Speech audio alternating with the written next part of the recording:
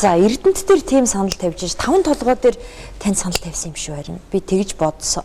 11 онд манай засгийн газар огцорсны дараа 5 толгойн гэрээ юу болж орсон гэж төрийн өмчийн Эрдэнэс 5 толгой алга болоод тэгээд Шинхуа тэгээ МСС хоёр орж. Танаа хийснээрс өөрчлөгдсөн юм уу? Засцсан юм уу дунд нь? Гэхдээ алтан өгч нүгэнд нь орохгүй өөр юм хийсэн учраас л огцруулж үстэй. Тэгээд манайхыг огцруулад дараа нь тэр хөл Шинхуад 30 жилээр. Тий. Тэгээд тэрийг нөгөө их хурлын дарга энэ хол зогсоож ирсэн шүү дээ. Тэгээд их хурл дээр бахан маргаан болоо зогсожсэн тэр шүү дээ. Тэгэхээр 5 толгой байр суурь нь ойлгогдож байна бидний. Ойлгогдож байна. Одоо л сонслоо. Бид тэрнээс тэр Шинхуад өх гэрийг таны хийсэн гэж бодчихсон. Үгүй. Тал тийм амар юм хийж өгсөн байх гэж бодчихсон. Үгүй яа л гэж. Тэгээ сайхан бэлэг гүйцээсэн юм уу? Амар юм хийж өгсөн бол би юу гэж огцорч явах вэ? Тэгэхээр надад ямар сонголт ирж байгаа гэхээр энэ одоо ард түмэн эх орны тусын тулд юм хийх юм уу? Эсвэл энэ газрын дорх баялагийг идэх гээд байгаа хэдэн хүн зориулж юм хийж өгөх юм? Бүлэглэлд үйлчлэх юм. Тий, би бол бас жаахан гөжөөд хөөжтэй тийм юм дээр бол хийхгүй.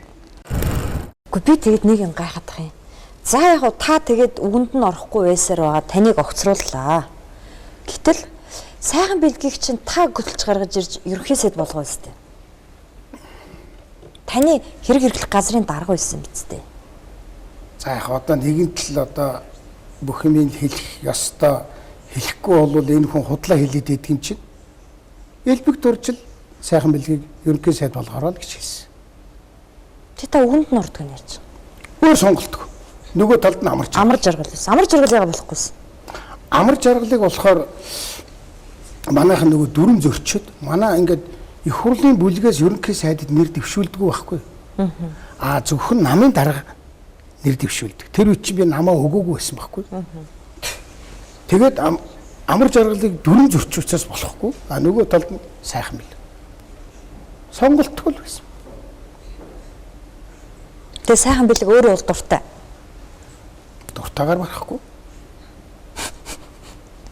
Дуртай. Тэгэд энэ хүн бүхэл болохгүй юм хийсэн шүү дээ. Гүү. Дубан гэрэг хийсэн. Би сайхан бэлэг явуулсан. Мөн хэсэл байж. Би бол сайхан бэлгийг бас хийсэн гэж бодохгүй байна. За. Сайхан бэлгийг тавьж элбэгдүрч бүх юм хийлгэсэн. Харин тухайн үед одоо чинь би л тийм нийтлэл өвччихсэн. Сайхан бэлгээ чамаар ийм юм хийлгэх гэж шүү. Оюутлогоо 5 толгой 2 дээр юм хийлгэх гэж шүү. Одоо нэрээ татчихаач. Би зөндөө зөндөө хэлсэн. Өөрт нь үү? Тий. Ард түмний өмчлөлтүүдийг 5-7 урд газрыг гэрээгээр хатгавчлан саяхан 60 жилээр тэгээд автоматар 40 жилээр буюу 100 жилээр дахин сунгагдах нөхцөлтөөр үнэгүй их оролдлого саяхан гарсан. Энэ хэргийн талаар та бүхэн тодорхой баримтуудыг би дурдъя. 2015 оны 4-р сард засгийн газар ийм гэрээ байгуулах гэж байсныг тухайн үеийн 2015 оны 4 сарыг ярьж ш.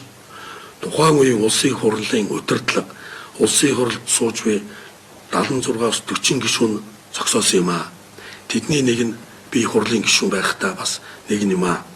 5-7 ордыг ингэж ард түмэнд авч үлдсэн юм. Эдийн засгийн асар их боломжтой өгөөжтэй ийм компанийг хууль зөрчин ард түмний өмчлөөс гаргаад гадныхын 100 жилээр үнэгүй их гэрээг байгуулах үйл ажиллагааг төрийн өндөр албан тушаалнууд зохион байгуулсан байна.